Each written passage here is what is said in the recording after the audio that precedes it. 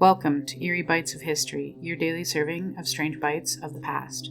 In today's video, we connect a noblewoman's shadowy death to her family's legacy, a phantom aircraft over Cornwall, and a ghostly vision seen by 3 children, all of which happened on July 13th. Let's begin. On July 13th, 1944, as World War II raged across Europe, a chilling discovery was quietly made in the Hungarian countryside.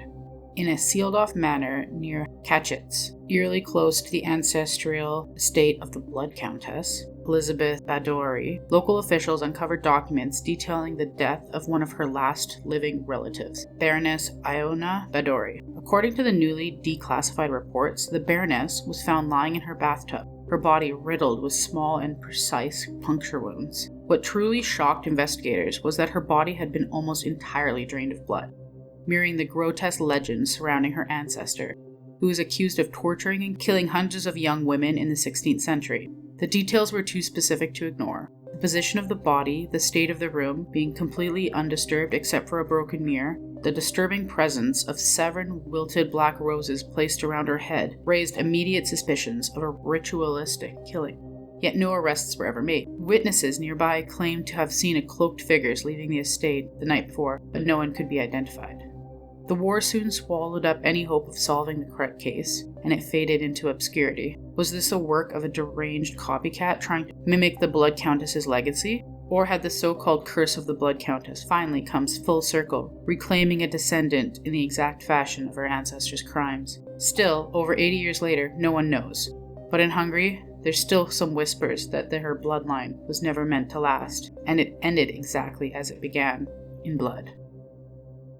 On July 13, 1928, the skies over Cornwall, England began the backdrop for one of the strangest aerial encounters in the early 20th century. Decorated British pilot squadron leader Arthur Malroy was on a routine navigation flight when he reported seeing something that would haunt him for the rest of his life. A massive wigged object hovering silently above the cliffs of Bodmin Moor. According to his flight logs, the craft was jet black, shaped like an enormous bird with no visible propellers or wings in motion. It didn't make a sound, no engine hum, and no mechanical noises, just chilling silence. He watched as the object glided across the sky in defiance of any known physics of the time, making an abrupt turn that no plane of that era could replicate. Dozens of villagers later came forward claiming they saw the same thing and described it as a floating shadow with no source. The newspapers dubbed it the Blackbird of Cornwall, and speculation spread like wildfire. Was it a top-secret military prototype, a misidentified bird, or something entirely unearthly? In the years that followed, sightings of the Blackbird would continue, always over Cornwall, always just out of reach. Pilots in World War II claimed to have countered it mid-mission.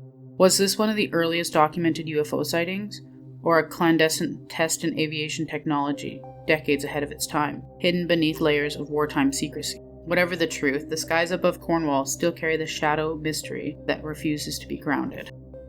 On July 13, 1917, in a small Portuguese village of Fatima, 3 shepherd children, Lucia dos Santos and her cousins, experienced what would become one of the most controversial and mystifying religious apparitions in the modern history.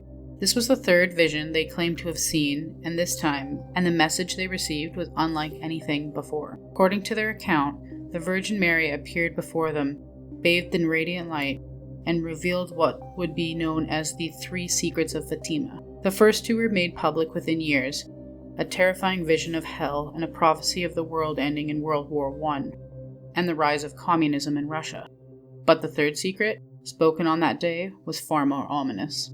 It would remain sealed within the Vatican's vault for over 80 years. Lucia, the only one to survive into adulthood, wrote the 3rd secret down in 1944 under strict instructions that it would not be opened till 1960 or upon her death, whichever came first. And yet the Vatican refused to release it until the year 2000, when it was finally revealed, a cryptic vision of a bishop in white being killed, symbolizing the 1981 assassination attempt on Pope John Paul II, but not everyone believed that was the full secret. For decades, whispers in the church claimed there was a second, unreleased part of the secret: catastrophic loss in faith, internal corruption, and the great chastisement of mankind. Even cardinals and scholars quietly questioned the Vatican's version, citing inconsistencies with Lucia's own suggestions that the secret dealt with apocalyptic matters. What could be so terrifying that the church feared to reveal it? Was it a prophecy of the end of the world, or a warning that had already begun? Over a century later, many believe the full truth of Fatima remains hidden, locked away in silence, waiting to be revealed. Like your history snack-sized? Drop us a comment with your favorite light and subscribe. Join us daily for your eerie dose of the past.